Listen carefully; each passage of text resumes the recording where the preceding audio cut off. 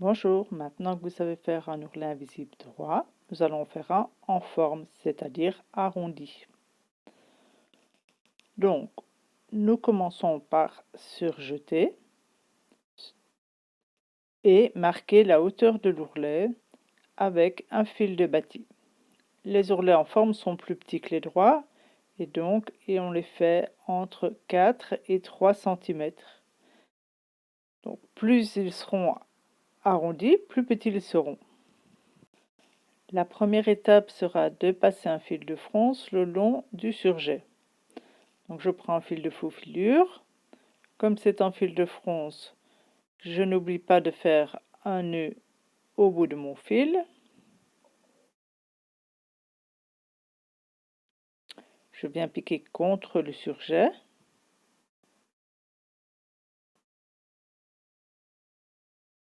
Et je fais un petit point d'arrêt, un point arrière. Ensuite, je fais des petits points avant sur toute la longueur de mon ourlet. Donc je pique en dessous, au-dessus, en dessous, au-dessus.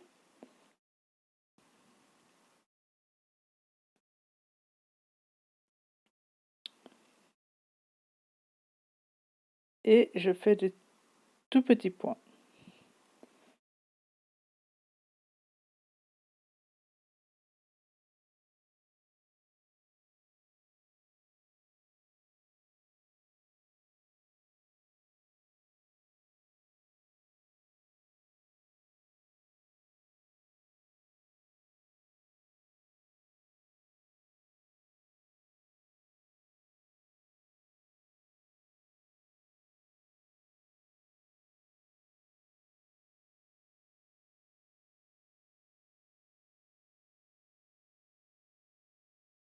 Arrivé au bout de mon fil, je ne fais pas d'arrêt puisque je dois pouvoir le tirer pour le froncer.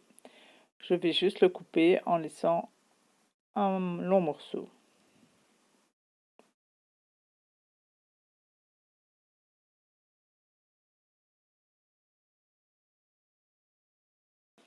Maintenant, je vais épingler mon ourlet sur l'envers en repliant le long de mon fil de bâti.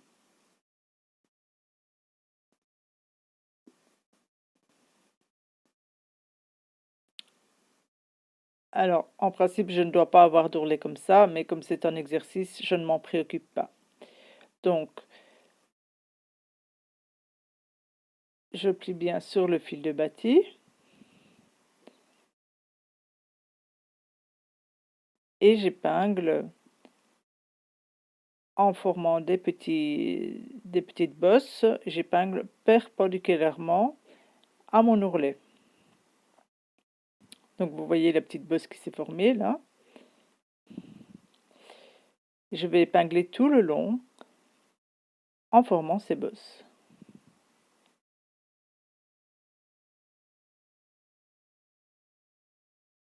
Toujours bien vérifier que vous pliez sur votre marque.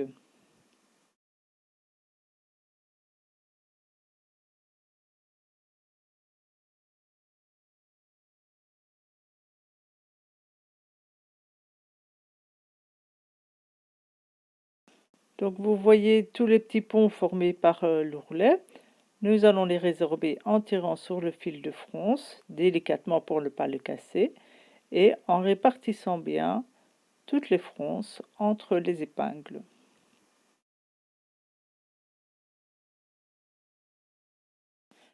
Quand les fronces sont faites, nous pouvons faufiler l'ourlet, toujours avec un fil de faux filure. Donc je fais bien mon point d'arrêt pour que ça tienne solidement.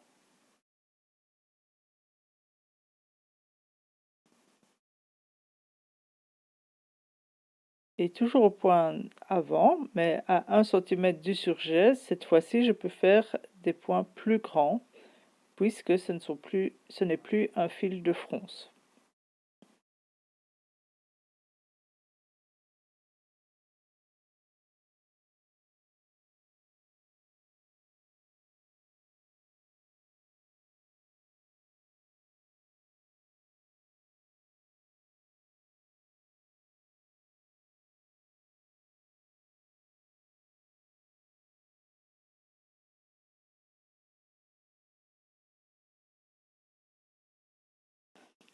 À présent, nous allons essayer de résorber toutes ces fronces avec le fer à repasser.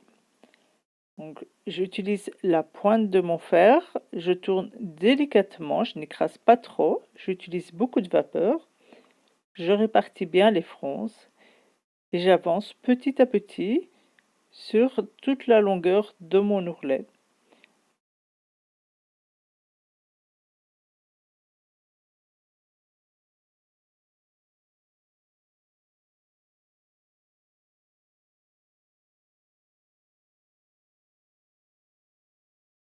Je vérifie sur l'endroit que mon ourlet n'est pas marqué et je vais pouvoir venir faire mon point de chausson entre les épaisseurs du tissu.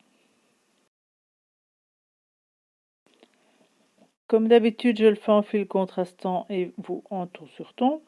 Et je vais pouvoir faire mon point de chausson entre l'ourlet et le vêtement. Donc, je commence par un point d'arrêt. Je vous rappelle que le point de chausson, ce sont des petits points arrière qui alternent entre l'épaisseur de l'ourlet et le vêtement.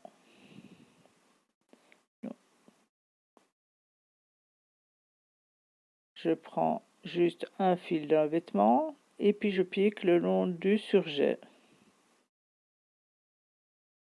Toujours bien parallèle au bord de l'ourlet et au pli.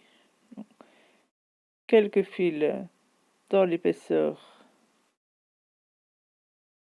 de l'ourlet et un fil dans l'épaisseur du vêtement.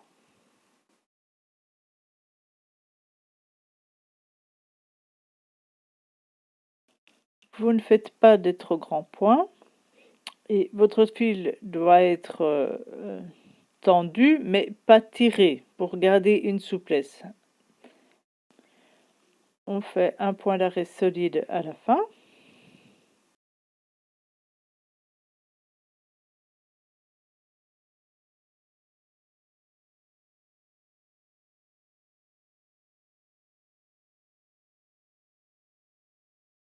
Et on vérifie sur l'endroit que le point ne se voit pas.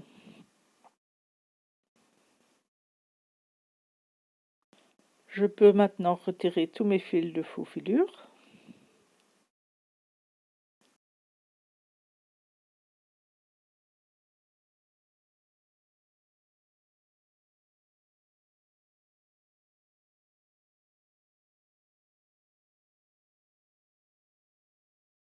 Et pour finir, je retourne au fer pour résorber de nouveau les fronces.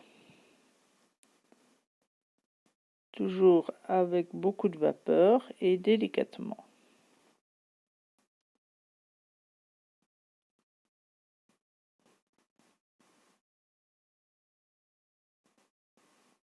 Je passe la pointe en dessous de l'ourlet pour démarquer, pour qu'il ne se marque pas sur l'endroit. Attention de ne pas tirer les points. Et vous voyez que le fil est souple entre les épaisseurs et invisible sur l'endroit. En fonction des matières, le tissu se résorbera plus ou moins bien. Donc ici, il est nettement plus plat.